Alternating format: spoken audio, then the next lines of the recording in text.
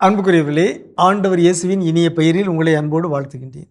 இயேசுவின் ஆளுமை என்னும் தொடரில் இயேசுவின் ஆளுமையின் பல பரிமாணங்களையும், அவரது தலைமை பண்புகளையும், அவரது நல்லியல்புகளையும் நாம் தொடர்ந்து பார்த்து வருகின்றோம். அண்மை காலத்தில் இயேசுடைய பார்வையில் நட்பு, இயேசுவின் வாழ்வில் நட்பின் பரிமாணங்கள் எனும் தலைப்பின் கீழ் பல செய்திகளை, இறைமொழிகளை உங்களோடு நான் பகிர்ந்து வருகின்றேன். இன்று நட்பு அக்கறை கொள்ளும். அக்கறை என்பது நல்ல ஒரு சொல். கடவுள் நம் மீது அக்கறை கொள்கிறார். நாம் ஒருவர் மீது ஒருவர் அக்கறை கொள்ள வேண்டும். நட்பு அக்கறை கொள்ளும். நட்பின் பல பரிமாணங்களில் ஒன்று அக்கறை கொள்ளுதல்.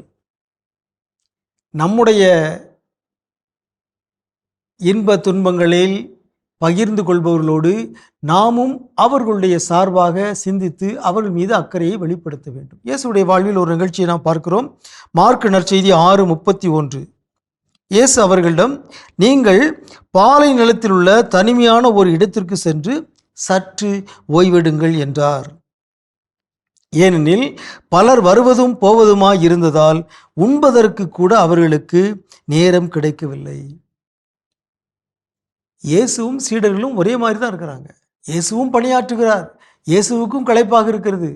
ஆனால் இயேசு தன்னை பற்றி கவலைப்படவில்லை, சீடர்களை பற்றி கவலைப்படுகிறார்.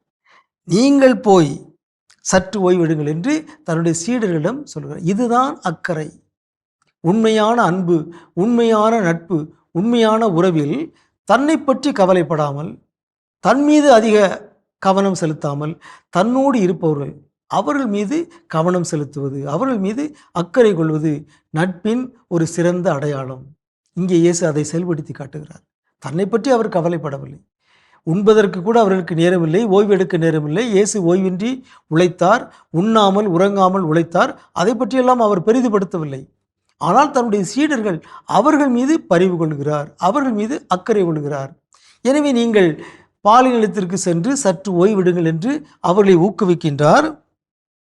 அடுத்த மார்க் 6:32 வாசிக்கின்றோம். அவ்வாறே அவர்கள் படகேறி பாலை நிலத்தில் உள்ள தனிமையான ஒரு இடத்திற்கு சென்றார்கள்.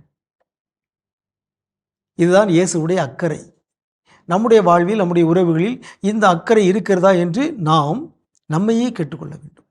பிறர் மீது அக்கறை, பிறர் நம் மீது அக்கறை கொள்கிறார்களா என்று கேட்பதற்கு பதிலாக நாம் பிறர் மீது அக்கறை கொள்கிறோமா, அக்கறை உள்ளவர்களாக வாழ்கிறோமா என்று கேட்டு இயேசுவை போலவே நாமும் பிறர் மீது அக்கறை கொள்வோமாக. குறிப்பாக நம்மோடு வாழ்பவர்கள், நம்முடைய குடும்பத்தினர், அவங்க ஓய்வெடுத்தாங்களா, அவங்க சாப்பிட்டாங்களா, அவங்க நலமோடு இருக்கிறார்களா என்பதையெல்லாம் கூர்ந்து கவனித்து இயேசுவை போலவே ஓய்வெடுங்கள், உணவருந்துங்கள் என்று நாம் அக்கறையை வெளிப்படுத்த வேண்டும்.